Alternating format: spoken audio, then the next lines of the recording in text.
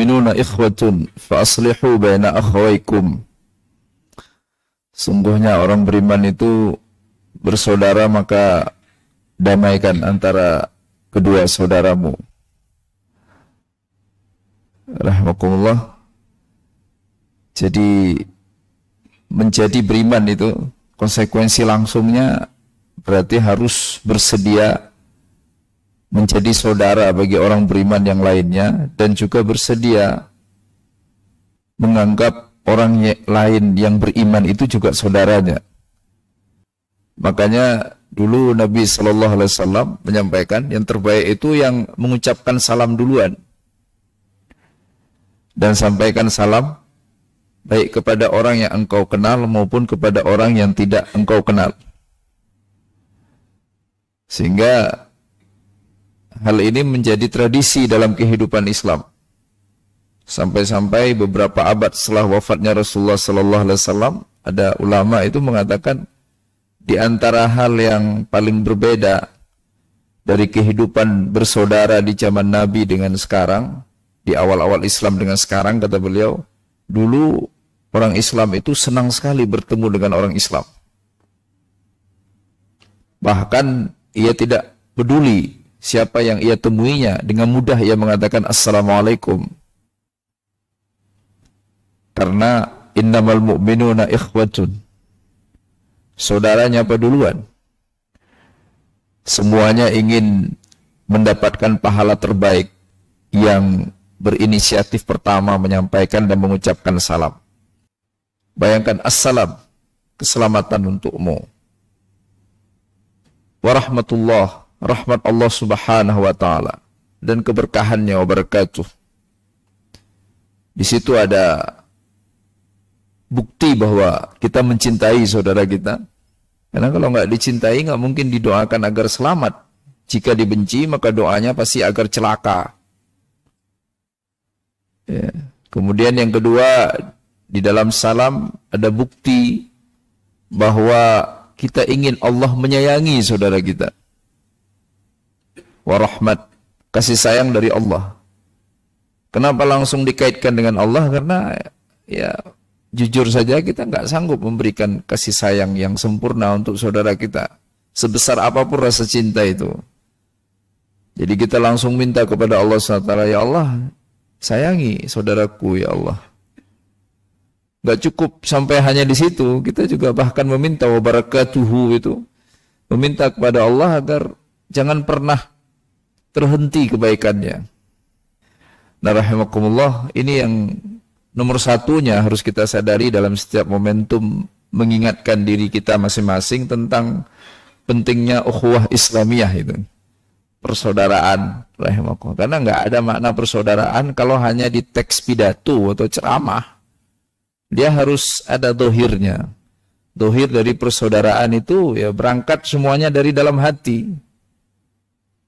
Nah, kalau sekarang masih ada rasa benci misalnya kepada saudara yang seiman, maka belum bersaudara. Sebagaimana kita ingin, kan kita ingin dicintai. Soheh, nggak ada Pak. Orang mau kayak apa juga penampilannya, nggak ada begitu kita tanya, Pak Haji pengennya apa? Saya pengen dibenci sama orang satu komplek. Nggak ada Pak. Maling aja nggak begitu.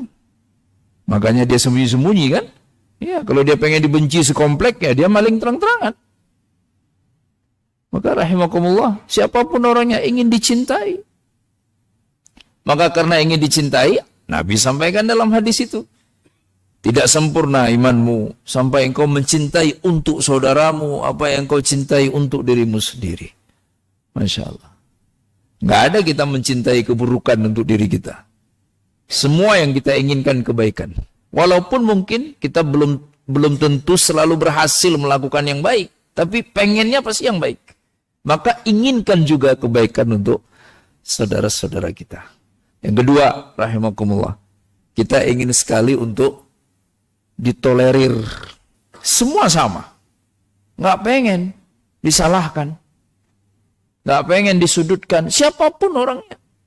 Rahimakumullah. Walaupun menerima nasihat itu baik. Udah pasti.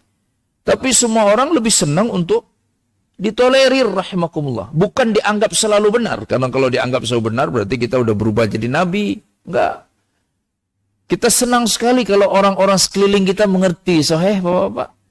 Ya bapak pasti bahagia sekali kalau istrinya mengerti kan. Bilangnya pulang sore, nggak taunya besok pagi nyampe rumah.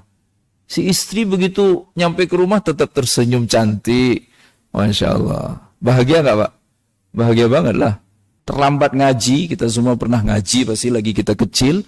Sama bu guru ngajinya kita terlambat, bu guru ngaji terlambat. Ayo udah masuk buru-buru. Oh seneng banget, Masya Allah. Maka kenapa nggak melakukan hal yang sama untuk saudara-saudara kita? Maka ulama itu sering menyampaikan dalam bab adab, jika engkau melihat saudaramu yang baik itu, yang dominan baik itu, tiba-tiba nggak baik, carilah alasan untuk membaikkannya.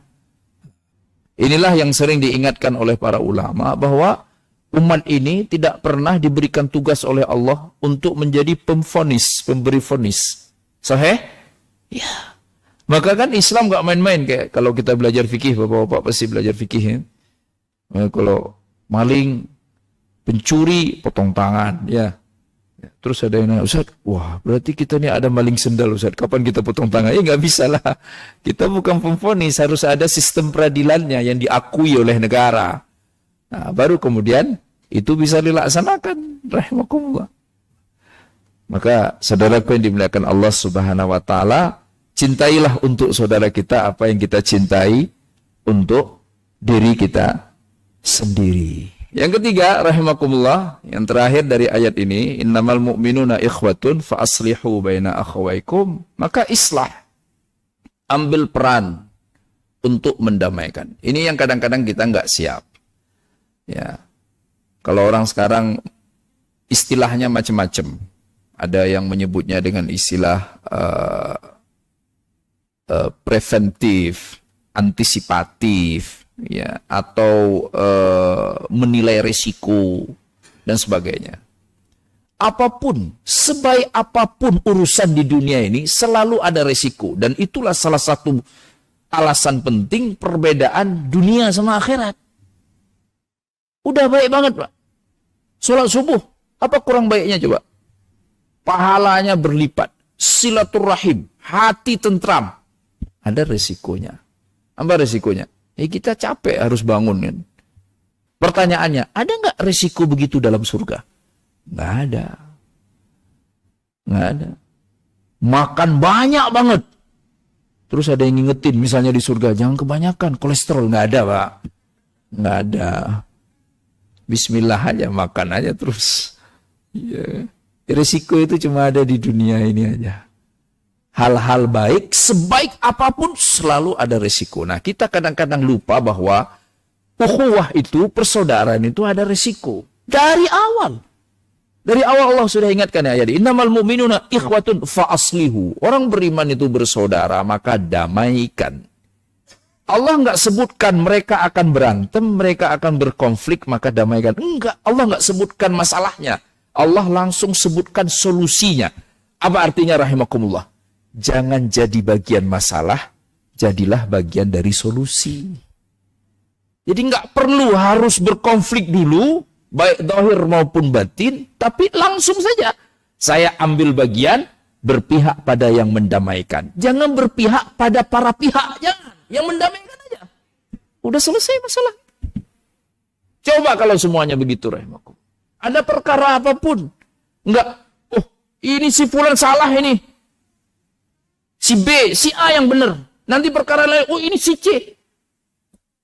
Meruncing pasti kan, rahimakumullah, meruncing. Belum apa-apa sudah mihak. Iya, belum apa-apa sudah mihak. Mihaklah untuk mendamaikan. Selesai kan? Perkara antara A sama C. Kita dari awal sudah niat, saya pokoknya mendamaikan. Kita nggak bakalan dong mihak A atau C. Apa yang akan kita katakan kepada A dan C? Sudah, kita kan bersaudara. Katakanlah faktanya C salah, sampaikan ke A, maafkan. Bukankah engkau senang jika dimaafkan? Kenapa tidak maafkan saudaramu? Kepada C, ya sudah minta maaflah. Semua orang salah, biasa itu. Yang penting berusahalah untuk tidak mengulanginya. Kan? Selesai. Tapi begitu kita, C salah, memang faktanya salah, tapi buru-buru. Saya mihak A emang benar, C emang nggak benar. Meruncing rahimakumullah. Ya. Jadi saudaraku yang dimuliakan Allah Subhanahu wa taala, kita damaikan, islah, muslih itu bagus. Jadi itu 3 hal. Ini terakhir sebagai penutup. Surah Al-Fat ayat terakhir. Surah sebelum surah Al-Hujurat. Allah Subhanahu wa taala menyampaikan, Muhammadur Rasulullah walladzina ma'ahu asyidda 'alal kuffar ruhama bainahum tarahum ruk'an sujjadan yabtaghuna fadlan minallahi wa ridwana simahum fi wujuhihim min atharis sujud. Jadi kan tadi apa yang harus kita lakukan dalam persaudaraan. Sekarang apa pondasinya? Ya, yang kita harus lakukan tadi 3 itu. Sahih, bersedia dianggap saudara, bersedia menganggap orang beriman lainnya sebagai saudara. Yang kedua, mencintai untuk saudara kita apa yang kita cintai untuk diri kita sendiri. Yang ketiga, langsung ambil posisi sebagai pendamai. Jangan ambil posisi untuk memihak. Udah aman kita insya Allah. Nah rahimakumullah, sekarang dasarnya apa? Kan perlu dasarnya. Dasarnya persis ayat terakhir di surah sebelum surah Al-Hujurat. Muhammadur Rasulullah. Muhammad itu utusan Allah.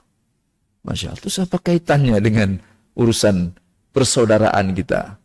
Bahwa merujuklah kepada Rasulullah SAW dalam berakhlak, dalam berperilaku. Itu baru kita bisa berdamai, baru kita bisa baik, baru kita bisa berukhuwah. Karena acuan kita sama. Gimana caranya agar mukmin ini ukhuwahnya kuat? Titik temunya Rasulullah SAW, jangan yang lain-lain. Kalau yang lain gak balang ketemu lah. Kita Muslim ini titik temu kita Rasulullah SAW. Langsung begitu ingat Nabi, langsung mencintakan. Soalnya bapak-bapak pernah umroh haji pasti kan? Pernah lihat mereka kalau tabrakan nggak? Nabrak. Saya berkali-kali bawa mobilnya kan asal-asalan itu. Nabrak, senggol. Mobil baru, penyok, diturun. Awalnya biasa kan, agak marah dikit lah. Datang orang ketiga. Sallu ala Nabi. Bersalawatlah untuk Nabi. Sallallahu alaihi wasallam. Dua-dua yang sedang berantem itu bersalawat. Salaman, cipika-cipiki. Khalas akhuya, ruh. Udah beres jalan kita. Kok bisa? Ada apa? Ingat Nabi, ingat cinta. Karena kita sama. Allah. Maka kita berbangsa kan titik temu kita negara Republik Indonesia. Udah ketemu orang Indonesia. Bapak kalau pernah kuliah atau kerja luar negeri ngerasain kan. Mana urusan kita sama agama udah Indonesia. Wih langsung ngobrol kita akrab langsung.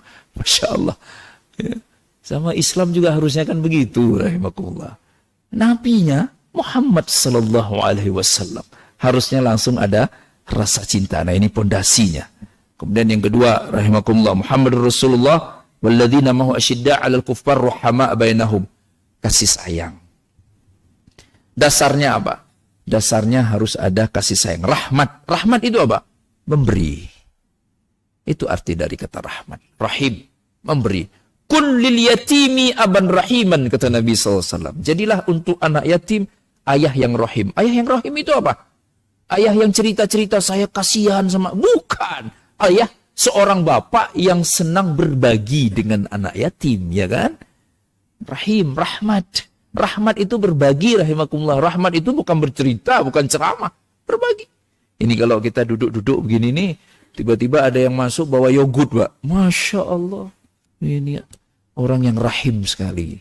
Sayang sama orang lain. Ini dari dasar yang kedua, jadilah pihak pemberi. Kenapa? Karena penerima cenderung menuntut. Soheh. Ya enggak? Ya. Coba Bapak, ada enggak demo direktur? Nggak ada. Yang ada demo buruh. Yang nerima gaji, direktur dia nerima dari siapa? Yang dibikin perusahaannya sendiri. Maka rahimakumullah, jadilah pemberi. Maka Nabi dalam hadisnya, yadul ulya khairum minal yadi sufla. Kadang-kadang orang memaknai hadis ini melulu urusan fulus. Padahal enggak. Yang di atas itu adalah yang memberi. Apa yang bisa diberi? Semua jenis kebaikan. Dan Nabi SAW sampaikan. Ketika ada sahabat yang bertanya saat Nabi menyebutkan hadis khairukum anfa'ukum linnas, sebaik-baik kamu yang paling bermanfaat untuk orang lain, Saat ditanya, Rasulullah, apa yang paling bermanfaat yang bisa kami berikan untuk saudara kami? Dijawab oleh Nabi, surur tudkhiluhu fi qulubil mu'min. Rasa bahagia yang engkau masukkan dalam hati mukmin. Maka kita harus berjuang agar menjadi sosok yang dicintai. Nomor satunya mudah, nggak perlu pakai uang, nggak perlu jabatan, nggak perlu ilmu banyak-banyak. Tapi surur, rasa bahagia. Bagaimana caranya agar bisa membahagiakan? Jangan membebani. Sahih, jangan membebani orang. Siapapun kita. Kenapa Nabi sangat dicintai oleh ibu-ibu, maaf, ini nggak ada kaitan poligami. Kenapa Nabi sangat dicintai oleh semua istrinya, bukan hanya satu? Karena Nabi tidak pernah membebani. Apa cerita Aisyah radhiyallahu anha? Pulang ke rumah. Apa yang dilakukan Nabi? Pekerjaan rumah. Bersih rumah, ada piring kotor cuci piring, ada baju nggak rapi, dirapikan. Itulah Rasulullah sallallahu alaihi wasallam. Semoga rahimakumullah kita semua dimampukan oleh Allah Subhanahu wa taala untuk menjadi pribadi yang menyenangkan buat saudara-saudara kita. Dan sekali lagi, satu lagi, apa yang paling mudah untuk menyenangkan orang lain, Ustaz? Nggak pakai fulus, senyum, Mbak. Karena kata Nabi SAW, tabassumuka fi wajhi akhik sadaqah. Senyummu di wajah saudaramu adalah sedekah.